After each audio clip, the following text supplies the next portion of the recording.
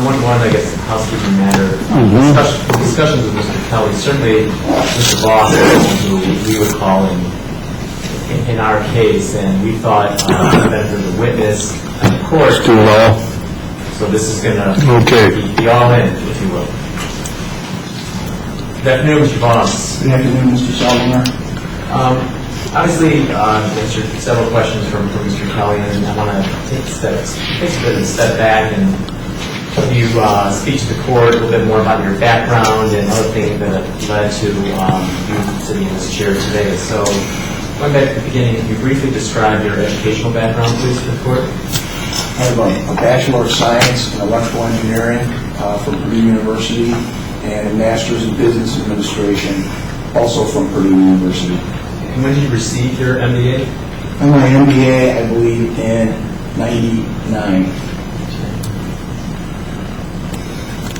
And I believe that your testimony is you started at Sargent in 2008. That is correct.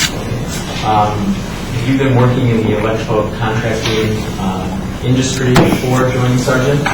Yes, I've been in the electrical, I've worked for an electrical contractor my entire life. I started at Higher Electric when I was still a senior in high school, and worked half a day. I went to school half a day, worked half a day. And in fact, I spent almost 30 years at Higher Electric. And through the course of that time, I progressed through working in the shop, being a delivery person. I ran their shop for a period of time. They moved me inside. I spent a period of time where I was doing commercial estimating for them, hospitals, schools, things of that nature. And for probably the last 15 to 20 years, I was doing industrial work in U.S. Steel, BP, ArcelorMittal. It wasn't ArcelorMittal then. A lot of us will remember from the area. It was Inland Steel and LTD Steel and Bethlehem Steel, and they were all consolidated into ArcelorMittal. And I've been doing the nature of this work, estimating and managing this work for 25 years. Mr. Voss, Higher Electric, so the court is clear, is Higher Electric one of the electrical contractors in the East Chicago, Northwest Indiana area? Yes, Higher Electric's office is located in Highland, Indiana. And when you were with Sargent Electric, you consider Higher Electric one of the Sargent Electric's competitors? Yes, Higher Electric was definitely one of the competitors, there's no doubt. And went through a big quickly, so I'm going to ask you to slow it down and just repeat it as far as some of the, today I think we were answering questions, Mr. Kelly, you talked about some of the major customers in the area. I think you mentioned, in answering questions to Mr. Kelly, BP, U.S. Steel, NIPSCO, ArcelorMittal, those four of them? Yes, sir. And did you, when you were with Higher Electric, you just mentioned you did some work for some of those customers as well? Yes, I worked for all of them. I did work in every one of those places for many years. I have many established relationships with individuals that I still see and talk to today. Mr. Voss, I think you talked about you've been estimating for some 30 years. When you first started doing estimating work, were you doing it on a computer system? No, when I started, it was pad and paper and a calculator. I started before there were even fax machines, and the estimating at that time it was imperative that you understood and knew the labor units by heart, so that you could fill it out by hand. We had the ticker tape calculator, and to this day it's the method that I prefer, and just because I'm so familiar with it. And over time, first they brought in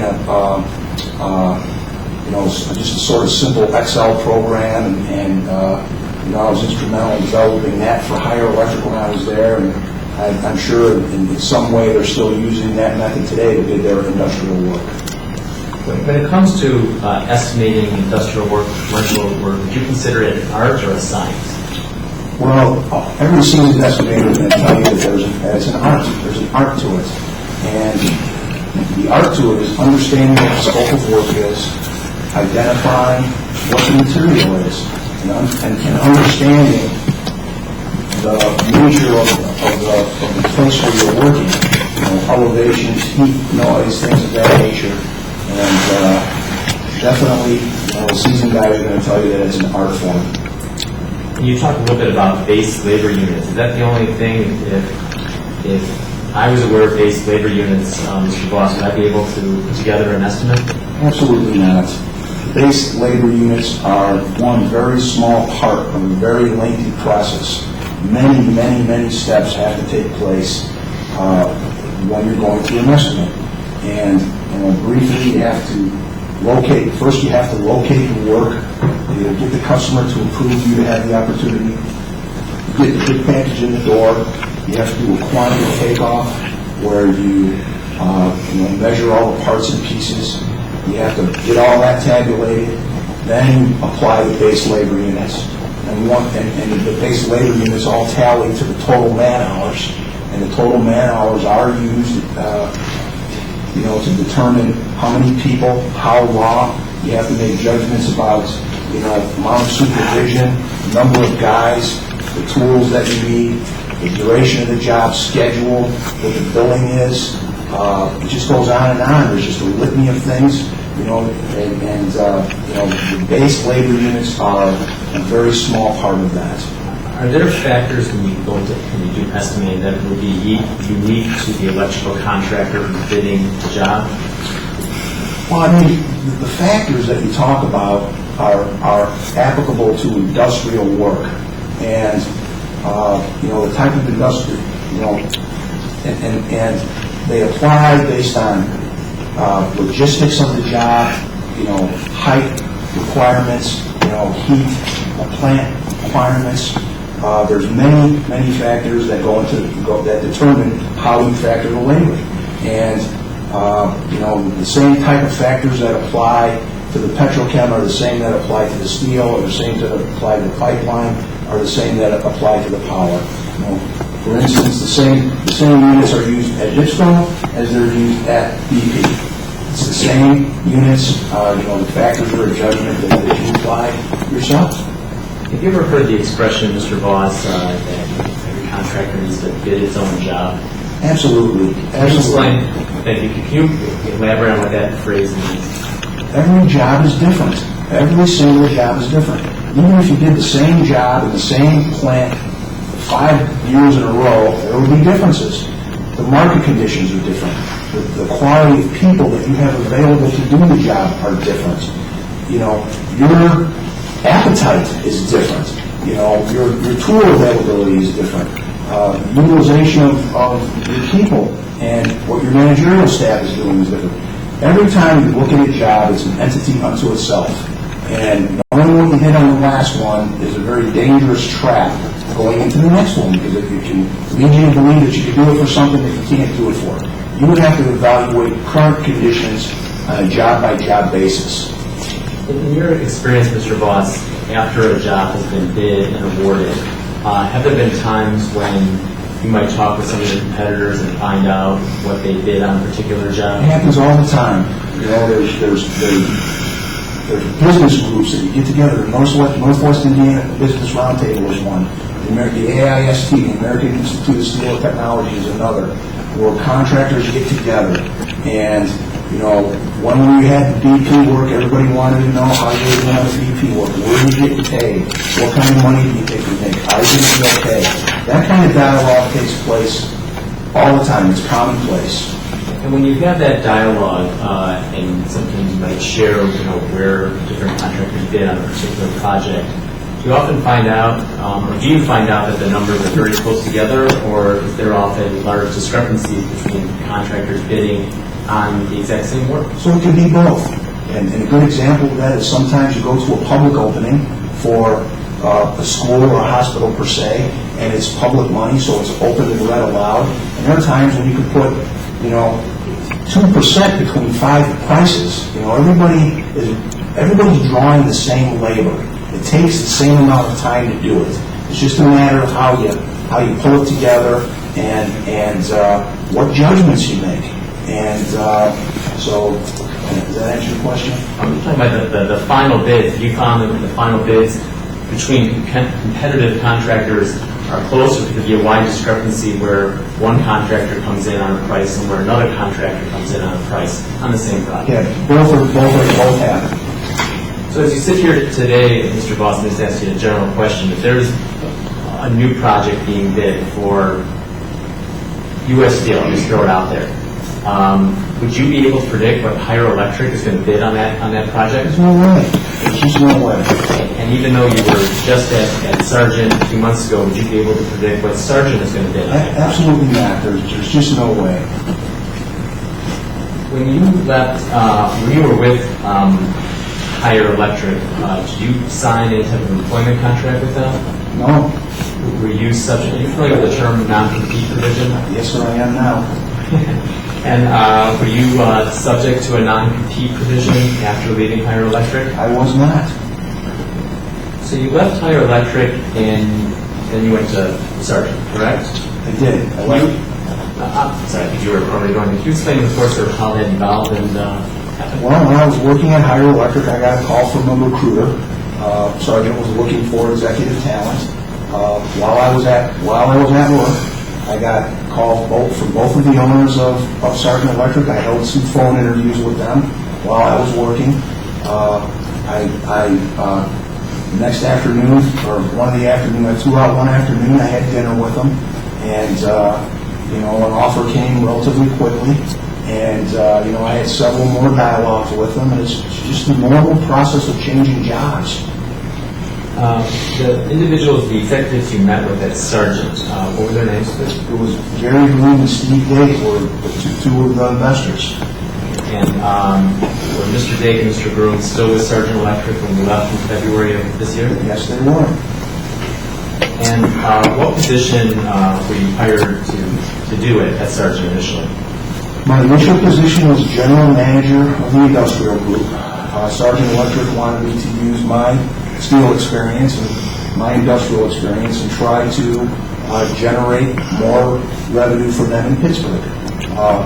There's obviously one time Pittsburgh was the steel capital. It's kind of died down some, but there's still fairly robust industry out there, and particularly they were interested in my contacts with U.S. Steel that I had developed while I was at Higher Electric. And then, how long were you in Pittsburgh? So I was in Pittsburgh. I went out there in October, and I commuted. I left Sunday night and came back Friday night until June when the school year finished. And then I moved my family up there, and we rented a place, and I was there, for a full year. And this happened right around 2008, 2009, when there was, the housing burst, the housing bubble burst, and I was having a hard time selling my house, and I finally got some offers that I guess you never think you're offered enough for the house, but this seemed quite low, and but I did get an offer, and I was going to pull the trigger. I enjoyed it out there. I liked the people. I wanted to stay. And I brought in the document to finally sell the house, and my wife breaks down in tears. Please, let's go home. And ultimately, I asked Steve Dake if he had something for me back here, because my wife's not happy, and he agreed. And he offered me the job of Vice President of the Central Region. And I was going to provide oversight to both East Chicago and the T.R.O. office. And I accepted that offer, and that's what I did for the last 3.5, 4 years of my tenure there. I may have skipped over a small step and not asked you, Mr. Ross. You were at Higher. Why did you decide to leave Higher and take and accept the offer from Sargent Electric? Well, it was a place I grew up at, and I wanted to find another challenge. And the big hook for me was I made vice president at Higher Electric before I was 30, and the next step then would be the presidency. And the big hook for me was Steve and Gary both were looking for the next president. And that is the reason I took the job at Sargent Electric, based on that. Now, I know there's no guarantees. I didn't think it was a guarantee. But, the big phrase was, if you perform, you're going to get it. And naturally, I felt like with the revenue and dollars that we sent back the last 2 years, 2012, 2013, I felt I should at least be considered. You know, it was their choice, but I felt I should at least be considered, and I don't think that I was. Let me ask you a question before we fast forward to the fall of 2013. When you were back working for Sargent in East Chicago, Northwest Indiana, were you working on some of the same customers that you were working on when you were with Higher Electric?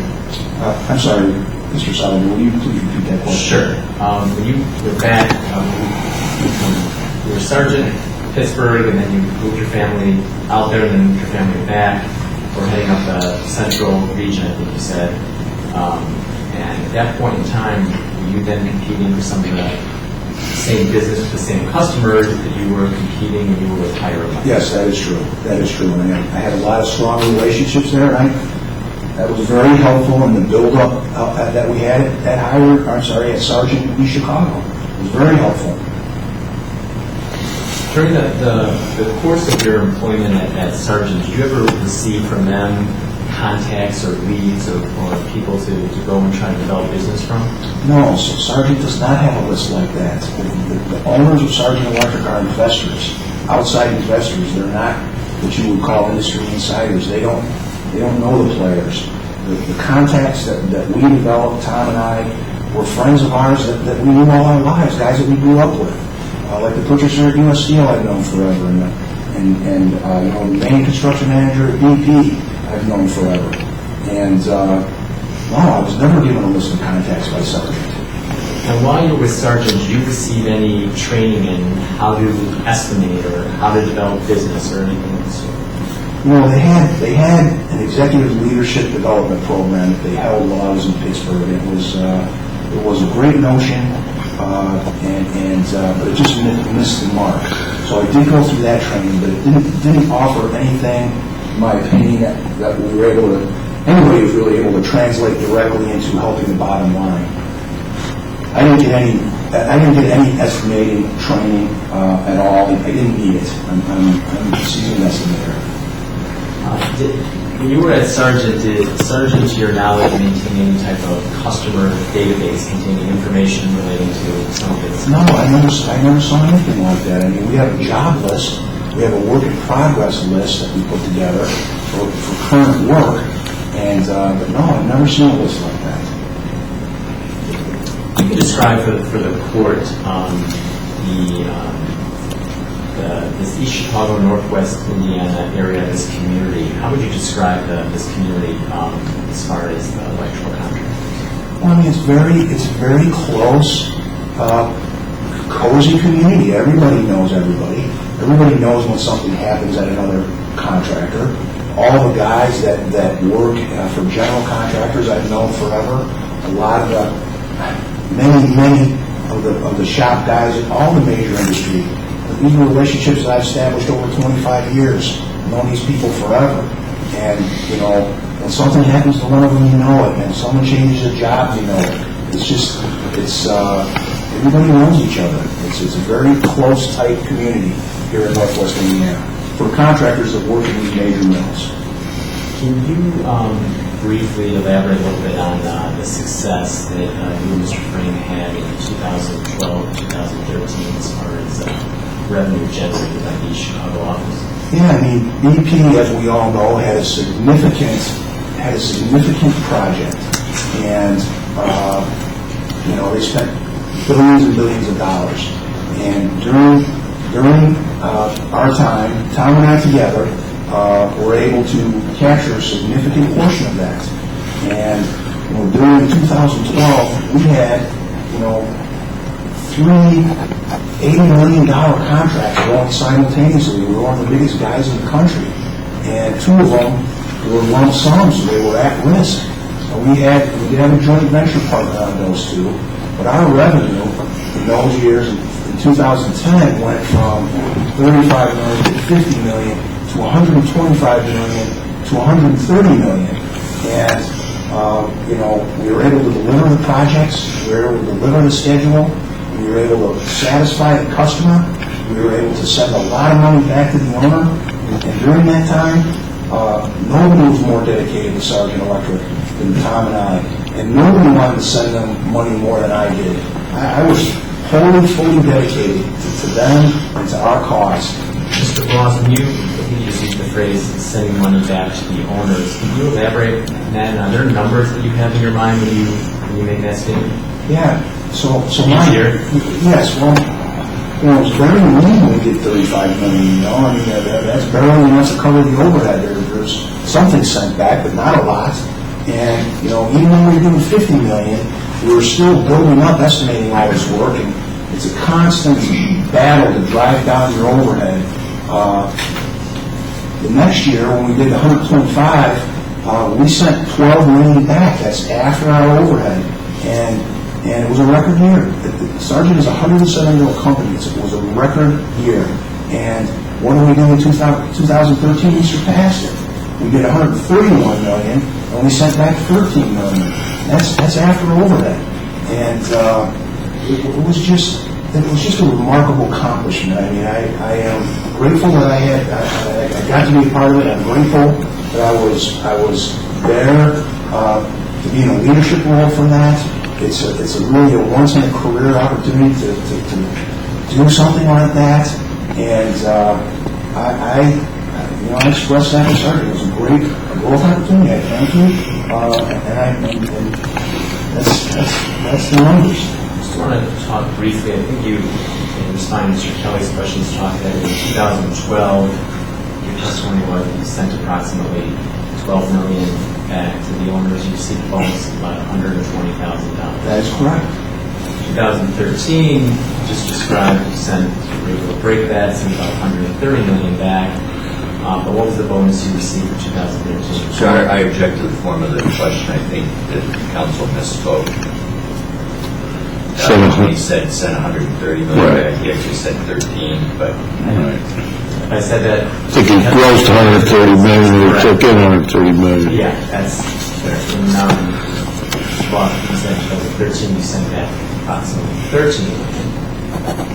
But what was the bonus situation for 2013? Yeah, so the bonus situation was I got $30,000 in August before they announced the management change, and I said, "Hey Steve, this is that can't be. Oh no, there's more coming. This is a good time for us. Excuse me. This is a good time for us as an organization to make this disbursement. There'll be more here coming at the end of the year." So, the week of Christmas, I called Steve, because it wasn't just my bonus, it was Tom's bonus and all the guys that work for me. What's going on? We had a record year, where's the bonus? I called Steve and said, "Hey Steve, what's going on?" "Oh, rest assured, there's more coming. You'll see it probably the end of January." And by the end of January, there was no discussion of any further bonus. So I don't know what their intention was, but in 2013, I received a smaller bonus than was on my offer letter in 2008. Mr. Voss, I want to mention a little bit. I want to have you return to trial exhibit 139 for a moment. Your Honor, That's the one book I don't have. I can approach, Your Honor. Yes. Just the court can Yeah, I have it. Okay.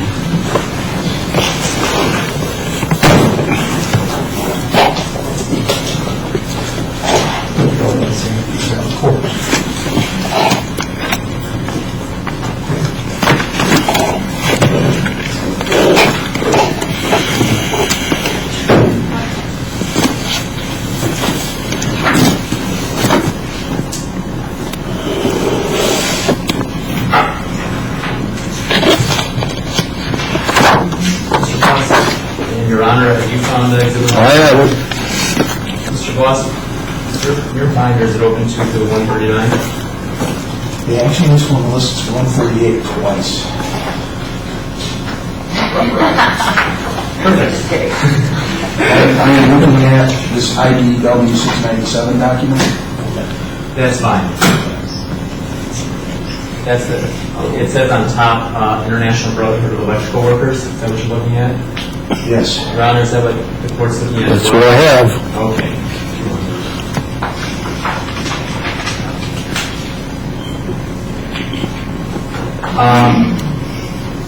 Talked a little bit about earlier, Mr. Lawson, some of the contractors in the community. Did you recognize the list of names on Exhibit 139? I do. Can you describe for the board who these folks are, based on your experience? These are all the electrical contractors that are signatory to local union 697. What do you mean by signatory to local 697? 697 is a local union for the International Brotherhood of Electrical Workers. It is a place where they hire and train individuals to become electricians. They put them through a 5-year apprenticeship, and that is the place where we go to get all of our all of our labor. We're a union shop. You know, virtually all of our people are union members. Now, on this list, you see in the corner there, it says 12/20/2013. I know you didn't create it, but I see Sargent Electric on here. You were there with Sargent Electric, one of the signatory contractors? Yes, Sargent Electric was one of those. And I don't see MJ Electric on this list. As we sit here today, is MJ Electric now one of the signatory contractors? Yes, we are signatory now. And in your experience, are these the contractors who are competing for business in the East Chicago, Northwest Indiana area? You know, many of these people we see turn up at all the places we work. I can't say I've seen them all, but most. I wanted, you were answering questions from Mr. Kelly. You can close that book on the side, thank you. Talked a little bit about something called the Guarantee 40, and if you just elaborate a little bit, on what is referred to in your industry amongst the union workers as the Guarantee 40. So the Guarantee 40, the local 697 guys are under an agreement that the union contractors sign, and the language of the agreement defines when they should be paid, what they should be paid. And under the agreement, they're technically to be paid for when they work. And they're not salary guys, per se, that get their holidays and vacations paid. So when you're trying to attract and maintain talent, the Guarantee 40 is definitely something that the best guys all have. All the contractors in the area pay their best guys the Guarantee 40. It's a way of attracting and maintaining the cream of the crop, if you will.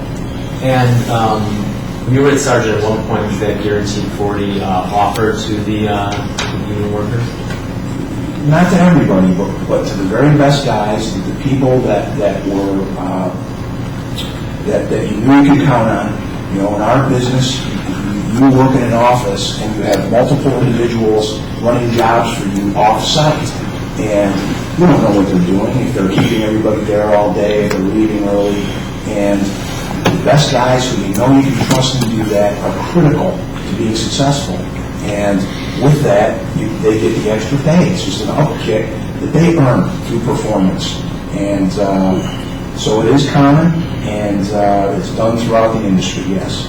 And in the fall of 2013, did Sargent change its policy with regard to providing the Guarantee 40?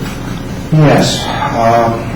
We were called out to Pittsburgh on, actually, I think it was the end of October, and this was one of the topics. And, you know, what about this Guarantee 40? And my position always was it should be up to the general managers. The general manager should decide which of their individuals are contributing enough to earn this right. And we talked about it back and forth, and, you know, it was left at that. There was no decision made when we were in Pittsburgh. So we came back, and, you know, I had a guy who was Guaranteed 40 who went on vacation. And he went on vacation with full anticipation of receiving his holiday or his vacation pay. And in Pittsburgh, they decided to stop that without giving the guy any forewarning. And you know, in my mind, it was sort of reneging on a deal with the guy that I had, or Tom had made with him, not me. I never set the Guarantee 40 for anybody. It was up to Tom, the guy who ran the third office. And So that's how we found out that they didn't do away with it completely, but they cut deep into the individuals that were getting it. And it created a real backlash. And as a manager of Sargent managing employees, what was your view of whether or not that's something that should be provided as a benefit from a business standpoint? Yeah, I mean, from a business perspective, I've been managing 697 labor for 25 years, 30 years now, and it's the expectation. And to take that away sours the guys, and it's significantly detrimental from a business standpoint.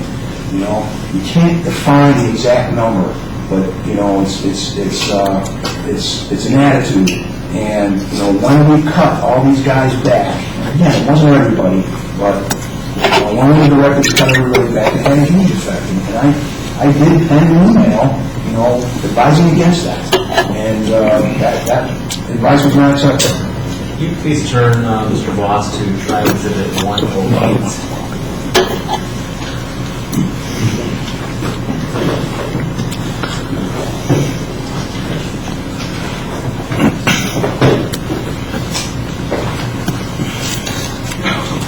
Where are you at, Counsel? 108, Your Honor. Okay. It would be the third bindery. Sure.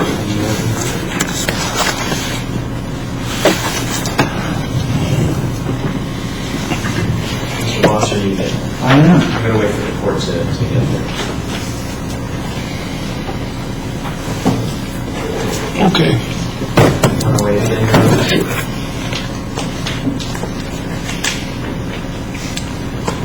Okay.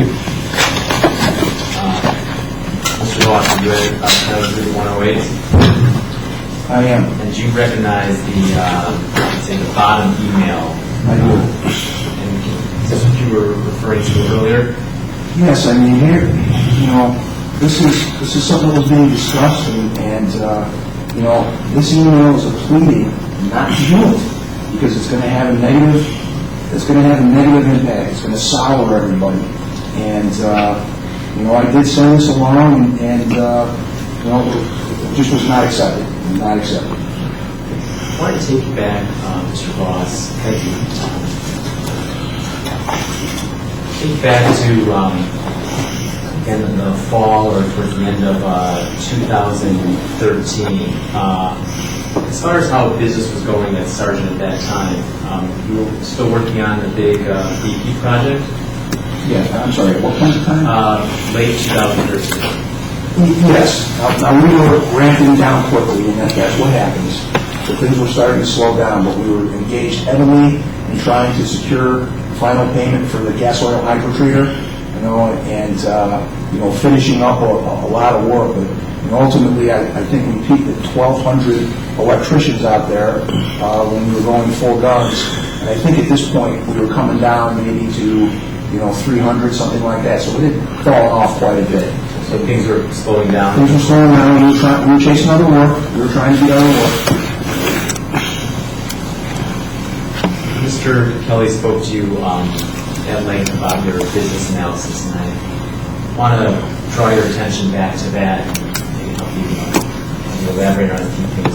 It's probably easiest to look at, for starters, at Exhibit 1.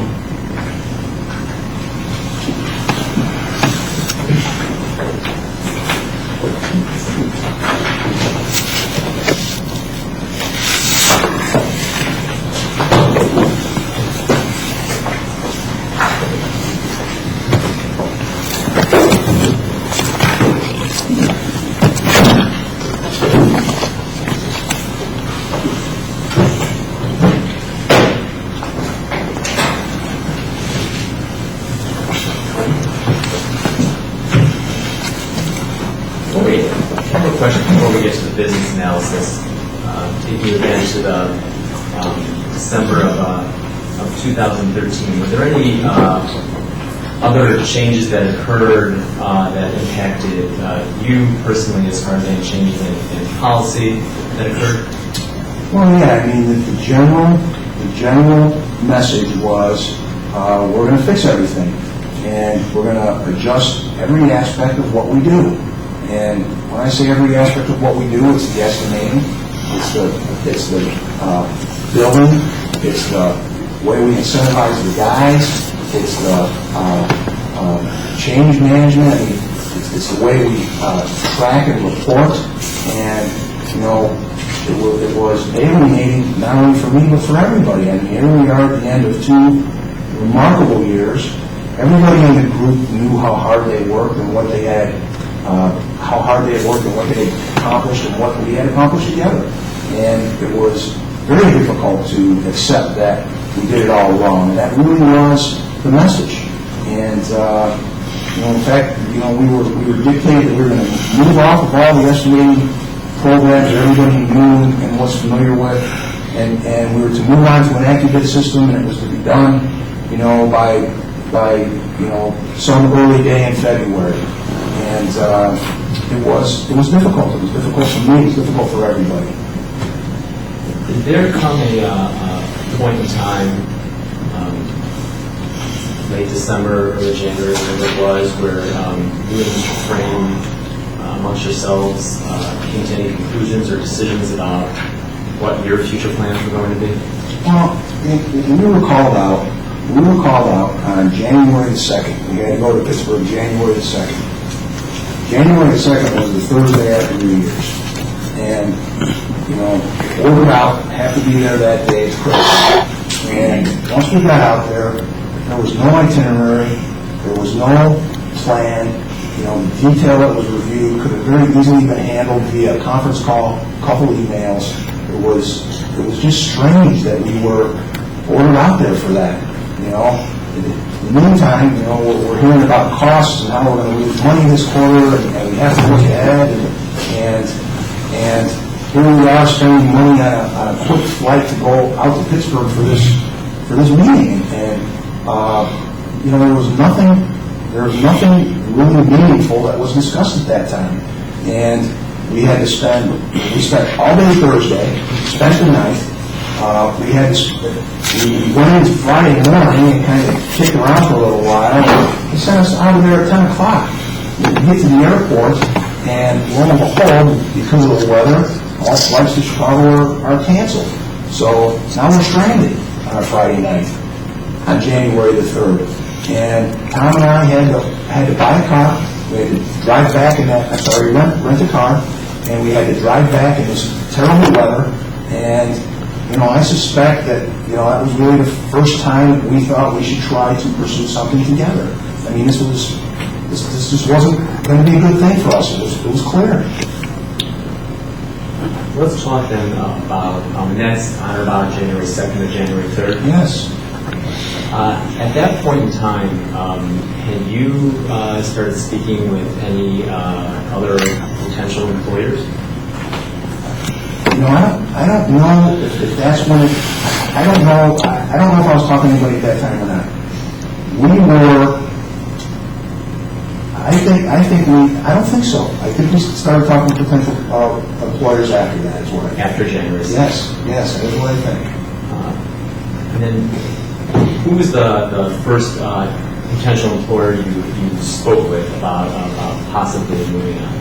So we talked to Matrix, and they were a general contractor in the area. I knew the vice president for many years. I knew his dad.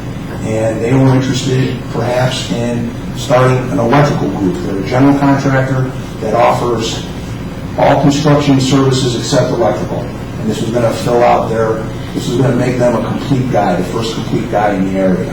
And, we had some lunches and we started some dialogue with them afterward.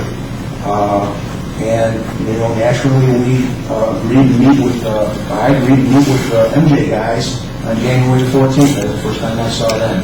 But there was some prior dialogue with the Matrix guys before that. So before meeting with MJ, you were talking to them? Yes, we definitely were. I want to talk to you about the business analysis. If you could open up to Exhibit 1, please.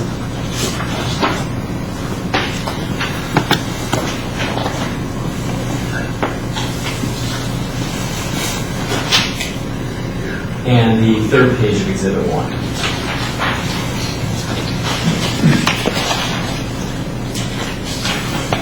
On this page, Mr. Boss, third page, Exhibit 1, can you tell me what information you obtained, financial information of the Sargents is represented on this page?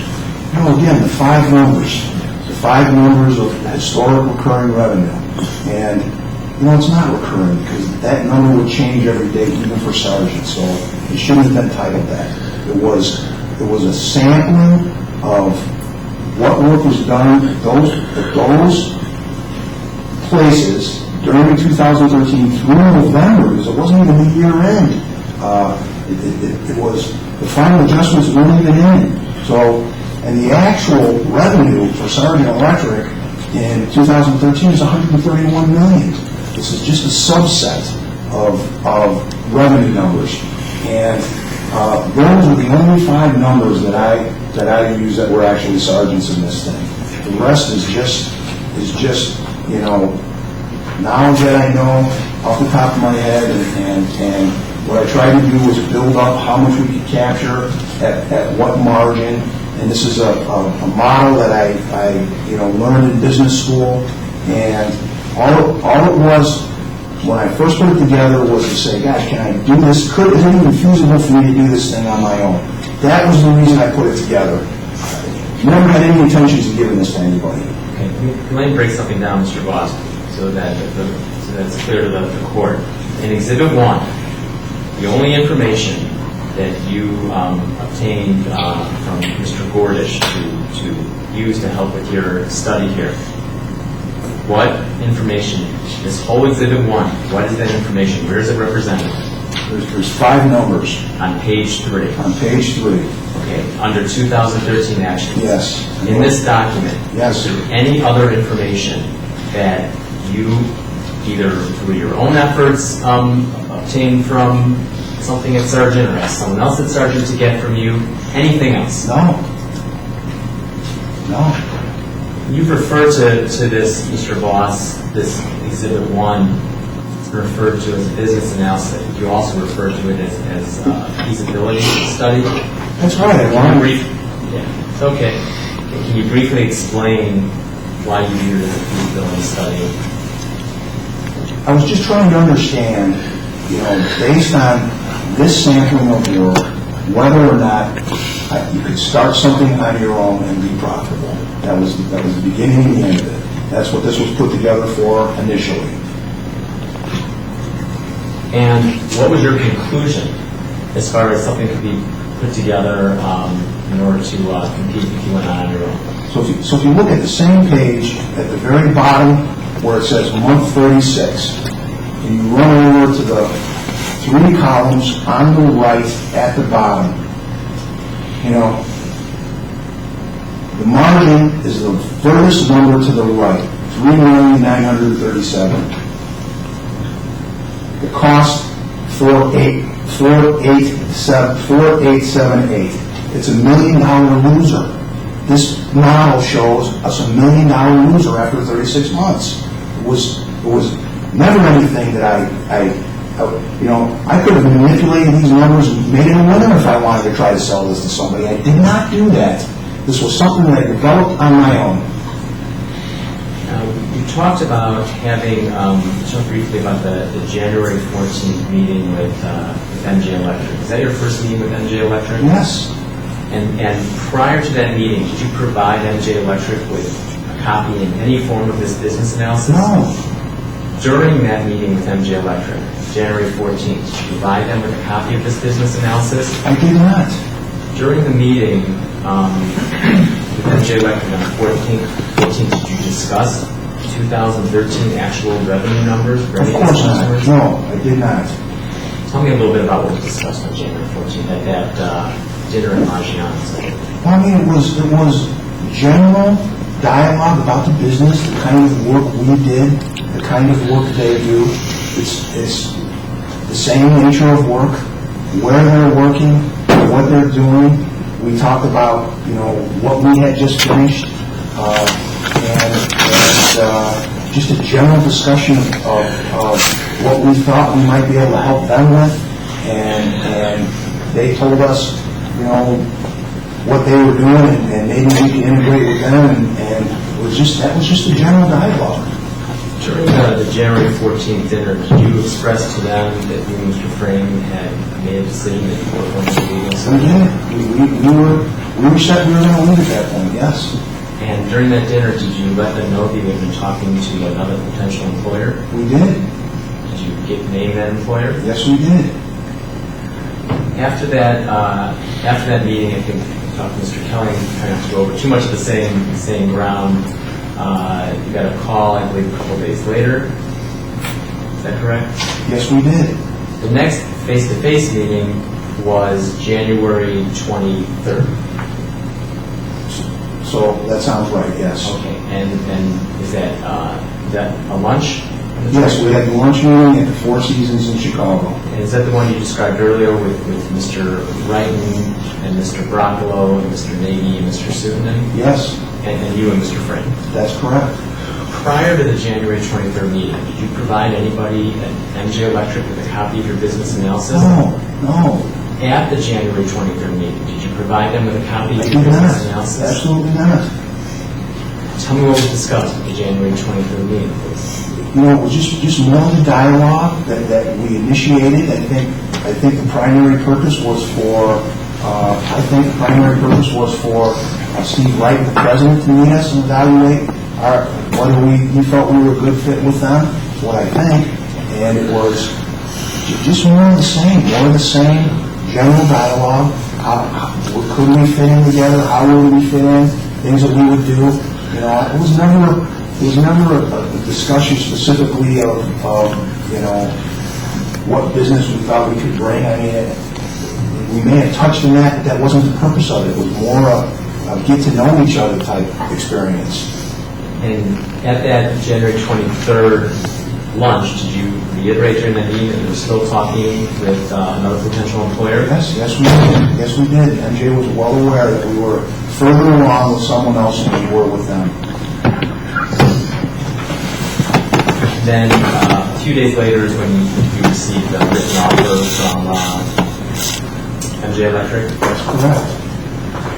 I want to go back to the business analysis. Focus you, if I can, on page 3. You see that? Where you list 2 managers and then 5 estimator PMs. Do you see that? I do see that. Your Honor, we're still on Exhibit 1, page 1, 2, 3, 4. Okay. Everybody there? Mr. Boss, when you said this business analysis and you listed the estimator PMs, who did you have in mind? So I didn't have anybody in mind. This is the same group of people that I would find if I walked into Higher Electric, if I walked into Green Electric, if I walked into Sargent Electric's Pittsburgh office, if we walked into Sargent Electric's Chicago office, if I walked into MJ's office, you would find these people. This was not put with individuals in mind. Was not. These are the people that you would need to start an office? This is the group of people you need to run the business as I know it. You know, it is, and it's the same everywhere. Let me ask you, fast forward to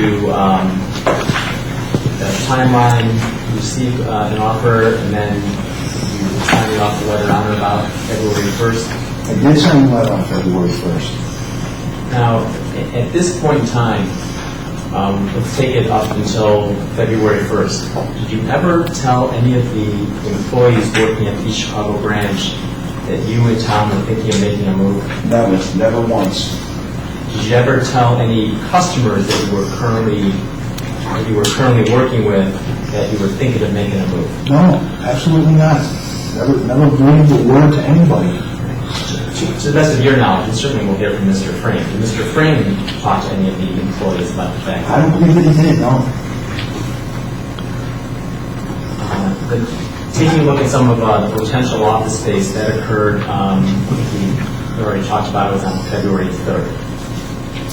I'm sorry, please repeat the question. Right. When did you remember the date that you looked at potential office space for a branch?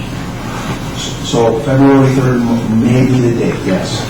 And do you recall having, after taking a look at the office space, do you recall having dinner that night with Mr. Broccolo? I think that we did have dinner, yes. Okay. And during the time on February 3rd when you were meeting with Mr. Broccolo, looking at the potential space and then had dinner, did you give him a copy of the business analysis? No. Did you discuss anything that was in the business analysis? I told him generically what I put together. I told him it was an old business school model. I told him, it's not profitable. I mean, no specific detail was ever shared with him at that time. It was not.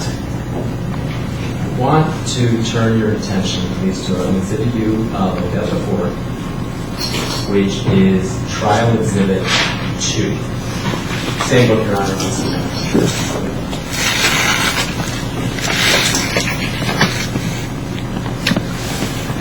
You know when you're there.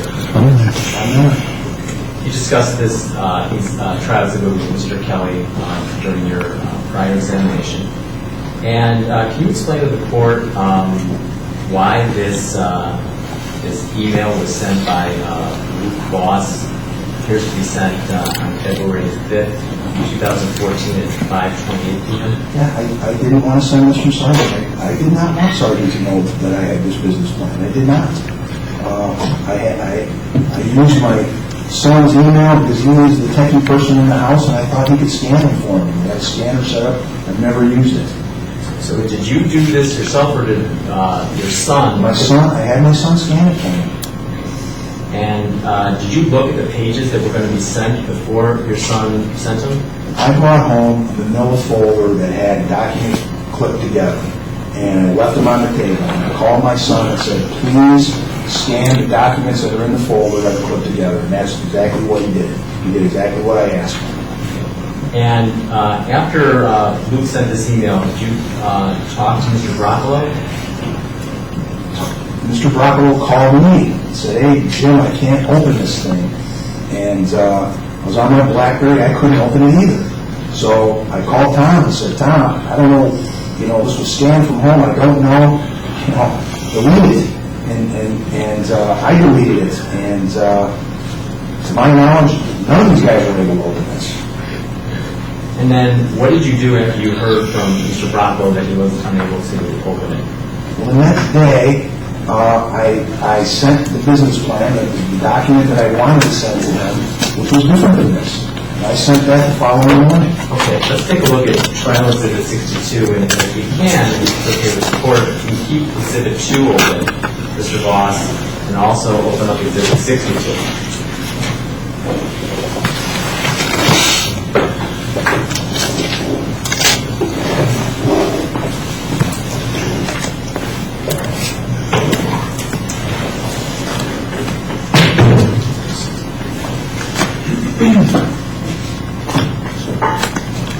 So let me know, Mr. Voss, when you both have 2 and 62 open in front of you. There's enough space. I do have them both open. Okay, just circle back for a moment. Where we did it 2. I think the phrase that a call from, you use this and I couldn't open it.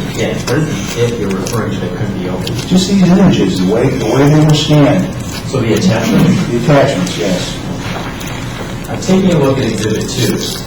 Now, as you continue your testimony, you try to say the next morning you did something. Can you tell me what you recognize Exhibit 62?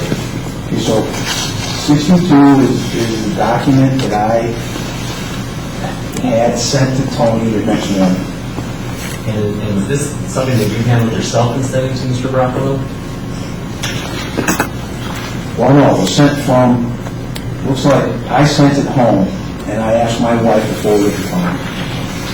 So you forwarded to your wife via email the pages that you then wanted her to forward to Mr. Broccolo? That is true. Okay.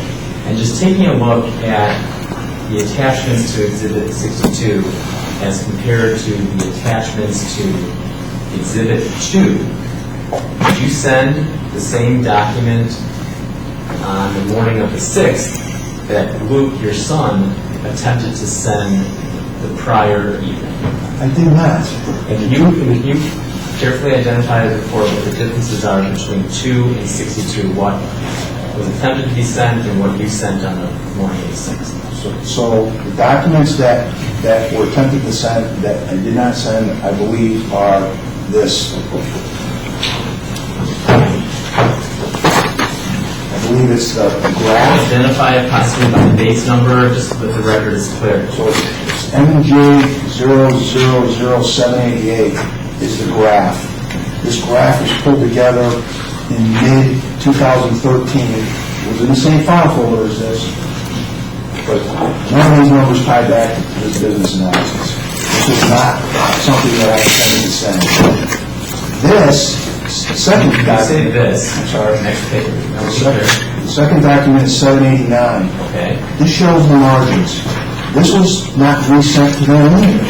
And the margins on this don't tie back to the business plan either.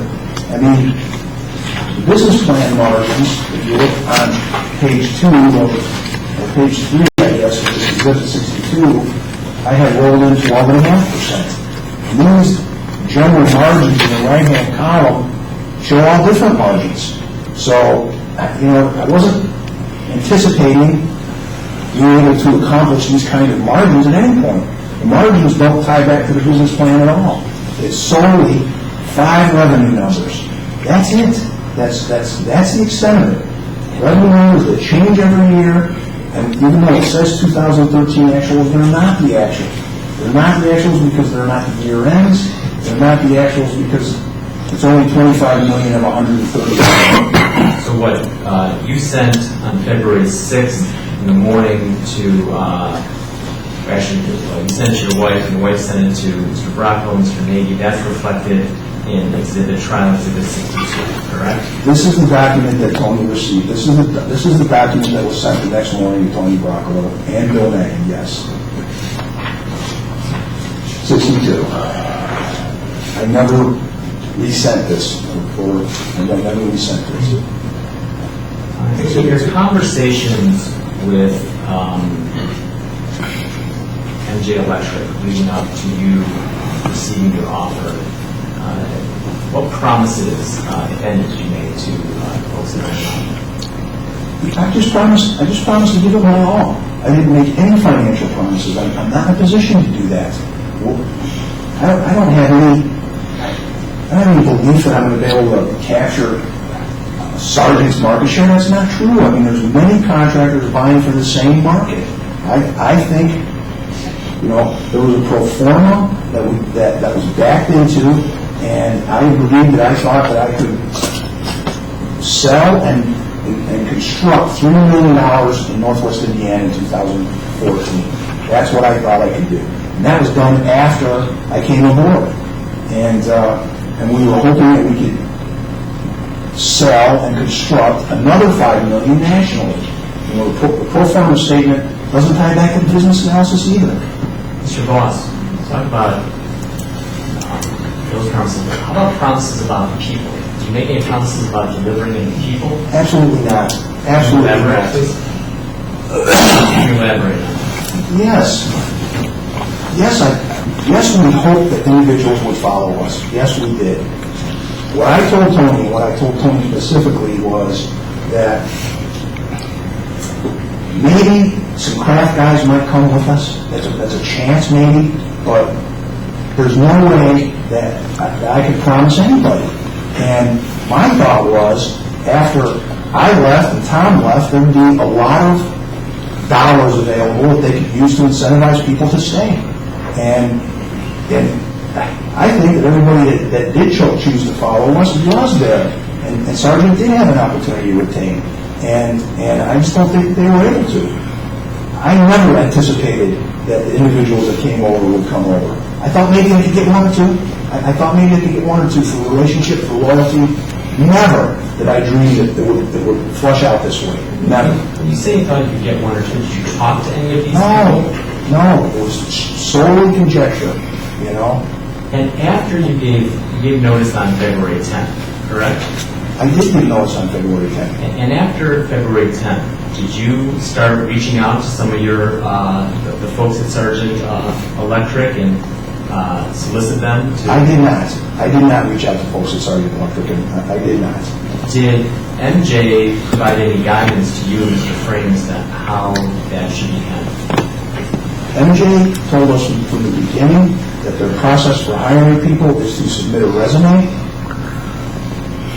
go through an interview process, and once the resume and the interview process are complete, then you can hire somebody. Mr. Voss, can you please turn to trial exhibit 13, please?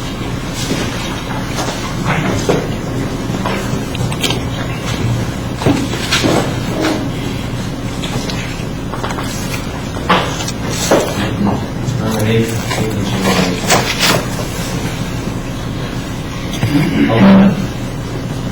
that 11. Your Honor. You got it. Thank you.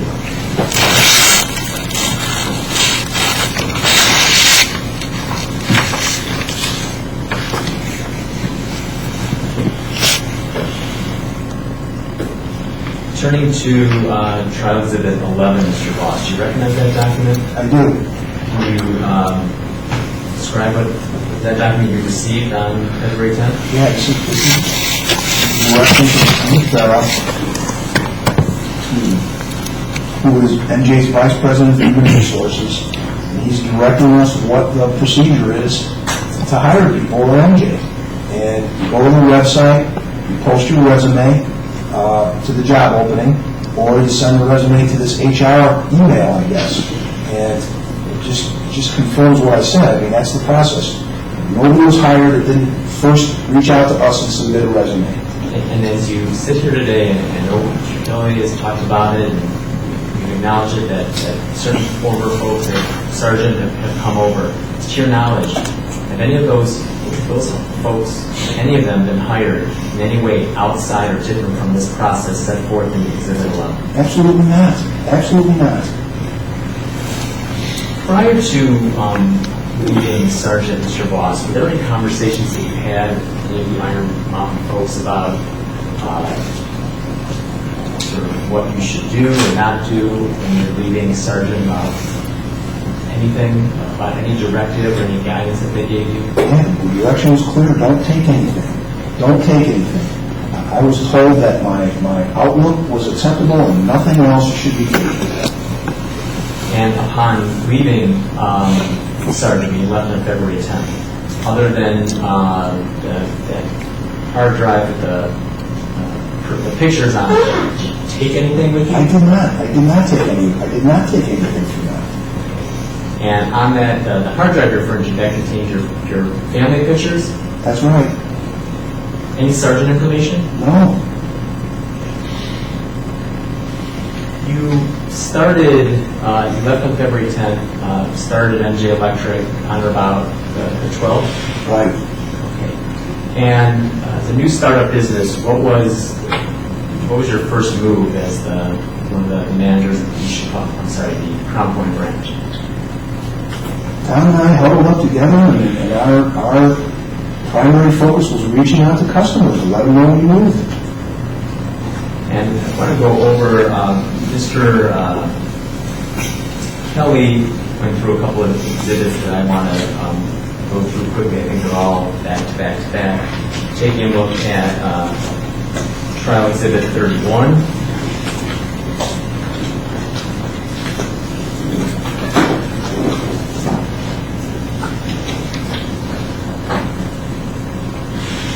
This is your email to Mr. Groenwald. Yes. Can you tell me how you knew Mr. Groenwald? I knew Mr. Groenwald from my time at Sargent Electric Company. This is something that when did you get to know him, or how did you get to know him? Frank is a guy that I met while I was doing work for BP with Sargent Electric. Is that in the course of doing your work? Yeah, it was a normal business. I knew him through the course of normal business, yes. How about Trial Exhibit 32? You referred to Mr. Samair, I don't know how to pronounce his last name. Yeah. Sam Awida is a guy who is my age that is now the purchaser in Pittsburgh, and I've known him for 20 years at least. He used to be, I met him initially, and for most of the time I knew him, U.S. Steel Gary was, which was one of my accounts at Higher Electric. I I priced and performed many projects for Sam for many years while I was with Hire. Let me turn your attention to an exhibit, Mr. Kelly, I don't believe showed you, and that's trial exhibit 34. Okay? Talk a little bit with Mr. Kelly about rates and submitting rates to U.S. Steel and ArcelorMittal, et cetera.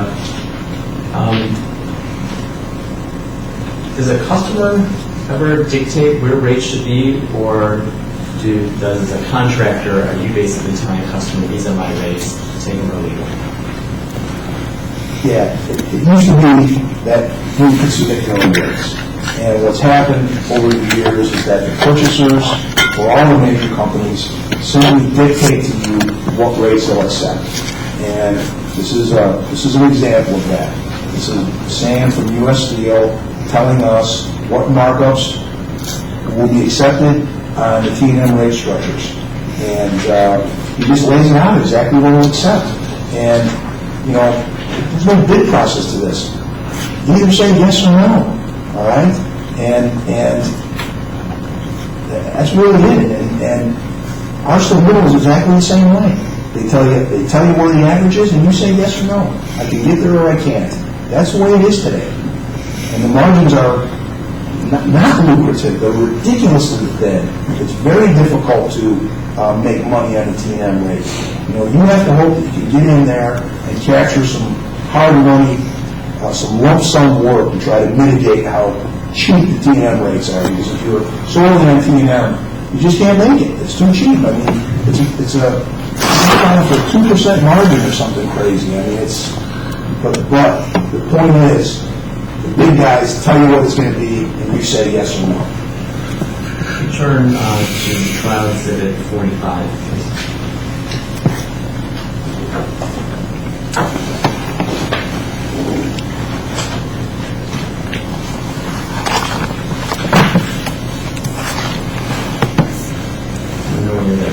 Your Honor, either. Mr. Boss, who's John Phillips? John Phillips is right now he's one of the main construction managers at BP in Whiting, and I met him also while I had the U.S. Steel account 20 or 25 years ago, and John was actually a high-ranking construction manager, engineer for U.S. Steel for a number of years. Again, who I did and performed numerous jobs for. Then he moved on to Orbital Engineering, which is a local engineering firm. He ran that for a number of years. Again, I did numerous jobs for him, bid and constructed, and he has now joined BP and is just a very high-ranking construction manager there. A good contact for you to have? Yes.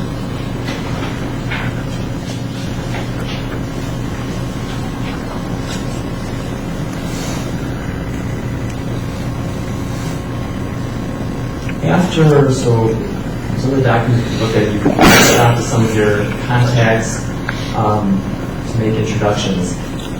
There were, to your knowledge, at the time you left Sargent, called on or about February 10th, were there outstanding bids that Sargent had made while you were there that were waiting to be awarded? Well, there probably were, but I don't know what they are, and I certainly didn't take them. I certainly didn't take them. I guess my question is, did you, after starting at MJ Electric, go and try to submit a competing bid on any work that you knew Sargent had an outstanding bid? Absolutely not. Absolutely not. And at the time that you left Sargent Electric, Sargent had previously been awarded work that was under contract, correct? That's correct. And after leaving Sargent, did you make any effort whatsoever to speak with those customers and have them re-award, that's a word, the work to MJ Electric? No way. We didn't disrupt a single thing of theirs that was in place. Not one of them.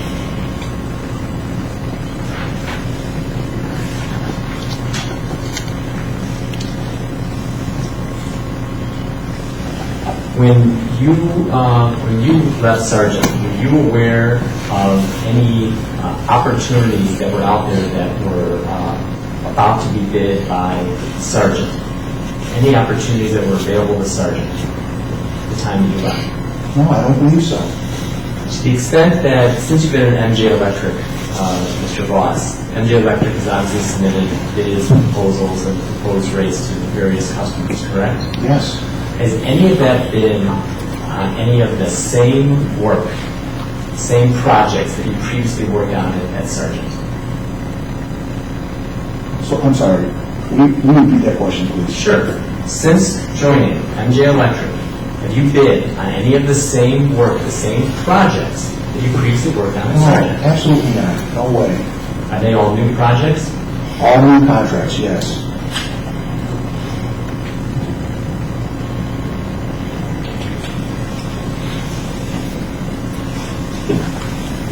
You talked a little bit during your answers to your Mr. Kelly's question about a gentleman named Jeff Spees. Can you elaborate on who Jeff Spees is, please? Jeff Spees is a gentleman who's been in the industry, you know, the same age as Tom and I, and he worked for Union Electric for 30-plus years, and he was running their major operation, the major operation in BP, the RCA group, was a $300 million annual undertaking.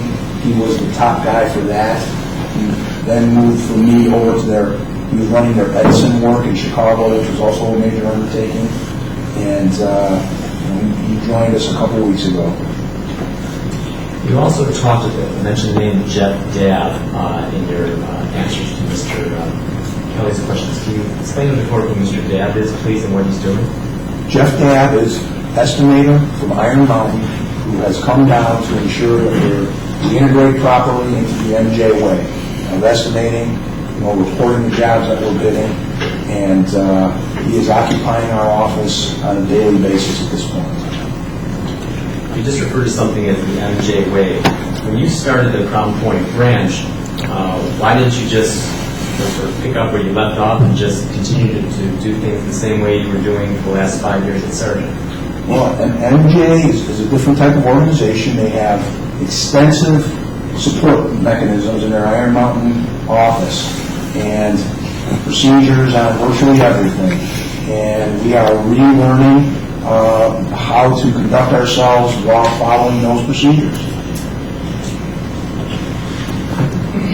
In bidding on jobs, new jobs, big projects you just talked about, with the help of Mr. Dabb and the folks at Iron Mountain, are you using any Sargent information? We are not using any Sargent information. I haven't seen any Sargent information. I've been involved in virtually every estimate that's gone out the door. Not one of them has relied on any detail from Sargent. Not one. And do you physically have any Sargent information? Absolutely not. Big picture, Mr. Voss, over the last, we're in late June, the branch started up in February. When did you move into this space, by the way? I'm not sure exactly. I think that it took about 6 weeks to get everything set up, and I'm stating mid-March. And how's it going so far? Has MJ Electric been awarded a ton of work? No, we haven't. We continue to bid. We're bidding a lot nationally. We have proposed getting in all the places that we know, but very little. And, we only have maybe 10 electricians in the field. We're doing some service work, some miscellaneous work like that, none of the big guys.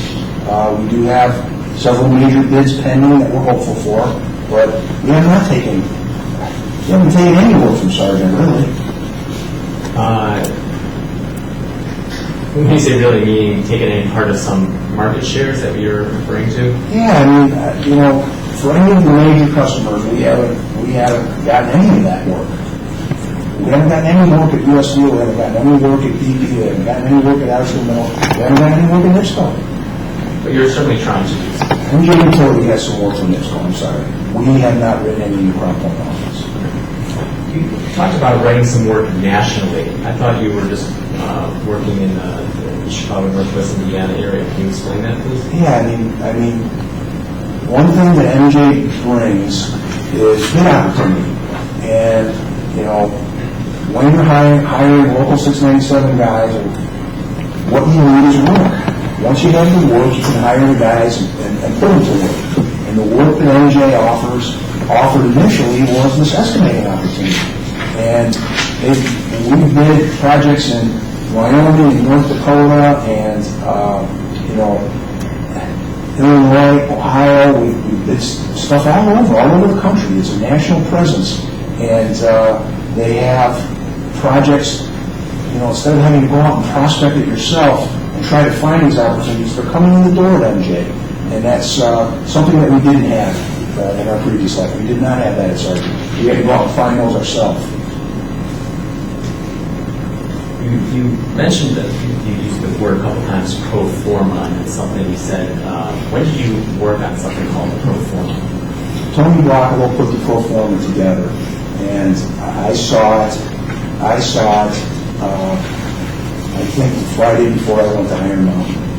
And again, while I was in Iron Mountain, we went through it and bid it down, what we were hoping that we could accomplish this year, 2014, as the Crown Point office. And what are you hoping to accomplish? We're hoping... For 2014. I'm sorry, for 2014, we're hoping to book and burn, that means to sell and construct and build out $3 million of work locally. I don't care where it is or what it is, as long as it's electrical work, and $5 million on a national basis. And that's our goal for 2014.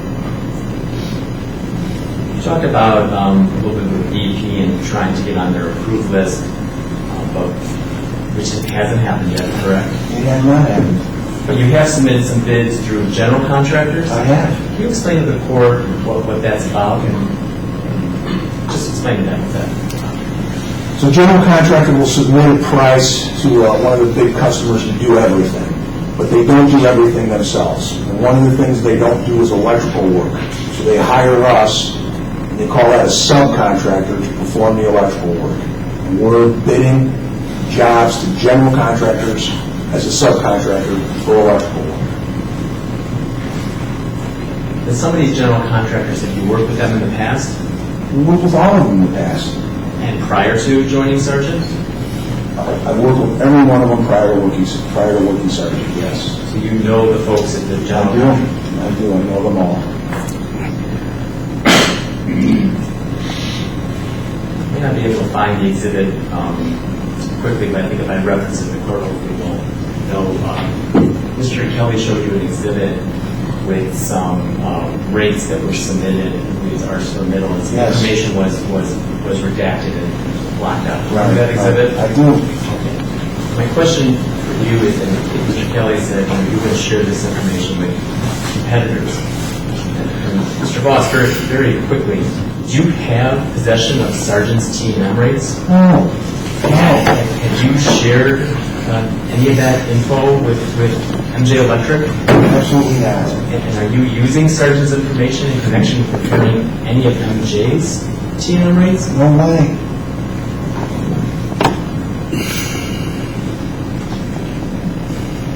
I think there'll be other witnesses who are going to talk about Monticello Line 18 and Lang, so I'm not going to belabor it here. But Monticello Line 18, do you understand that to be an old project or a new project? It's a new project. Is that anything that was ever bid was submitted to Monticello by Sargent, to your knowledge, before you left? Not to my knowledge. I was not engaged in that. I was not engaged in that particular project. To my knowledge, it was not. You were engaged in preparing the Monticello Line 18 bid? For MJ, yes, I was.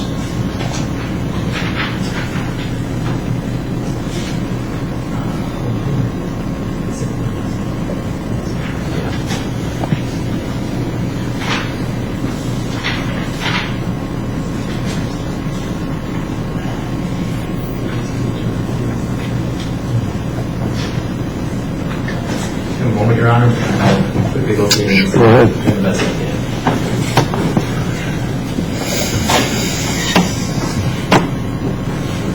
Can you please turn, Mr. Voss, to Trial Exhibit 15?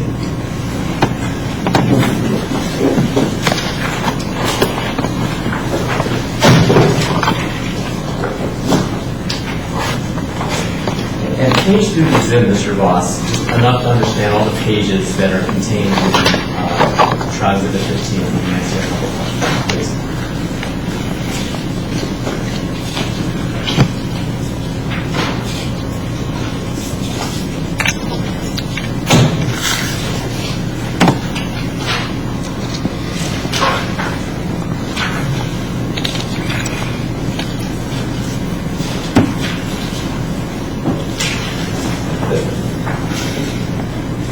The first page is obviously a letter from Mr. Simmons to Mr. Welker.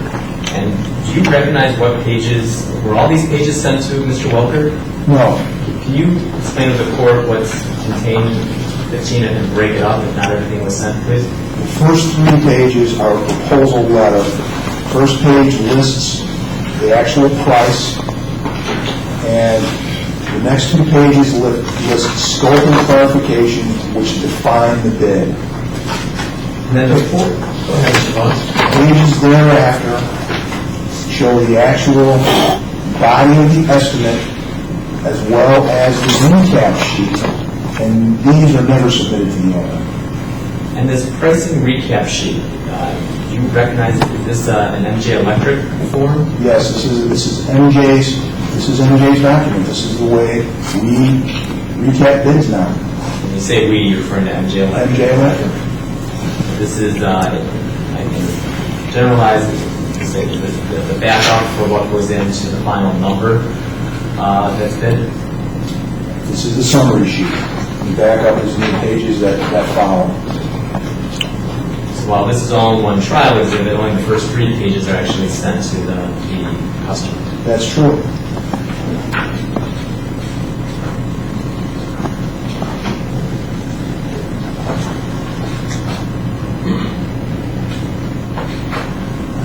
Since joining MJ Electric, were you involved in an opportunity to make a bid on a project that's referred to as the Carmoose project? I was. And what's a walkthrough? Walkthrough is when the owner invites all the bidders to come meet the trailer, they describe the job, and you walk the site so that you can understand what the site conditions are in your bid preparation. And are there some kind of materials handed out at the walkthrough to the contractors? Yes. For the purpose of putting together a bid? Yes, there are. And did you attend a walkthrough for the Carmoose bid opportunity? I did attend the walkthrough for that. And do you recall various people that you saw there?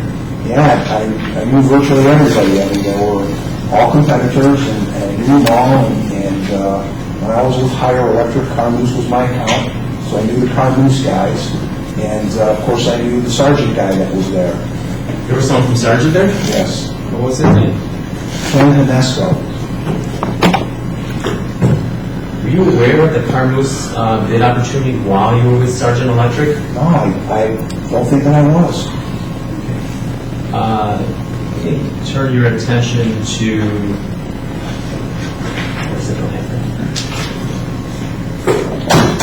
I'll be able to do that.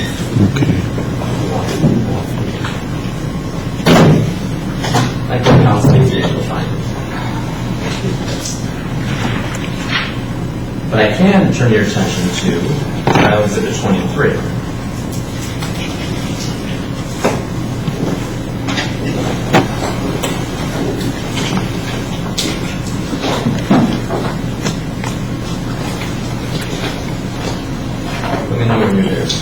I'm there. Your Honor, are you? Yes, I'm there. Do you recognize Exhibit 23? And what you recognize it as? It's a proposal letter that was sent to Carmoose for the job that I went on a walkthrough for. And was MJ Electric awarded the Carmoose opportunity? No, we were not.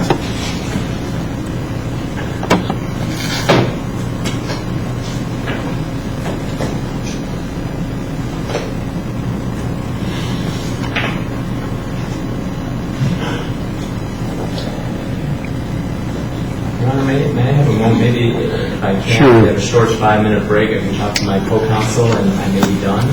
Okay. I'm not sure, Mr. If Kelly. you are, maybe we should, how long are you going to It could redirect? easily be a half hour, Your Honor. We should break for the day after you're done with your direct, Well, or your cross. okay, well, I may be very close to being done. Certainly, Okay. court's preference, maybe we can get, I'm not sure how long Mr. Kelly is to get Mr. Voss at least done for the day. What time does the court like to go to? 4:30? 4:30. 4:30? Mm-hmm. Okay, let me see if I have anything. All right, take 5.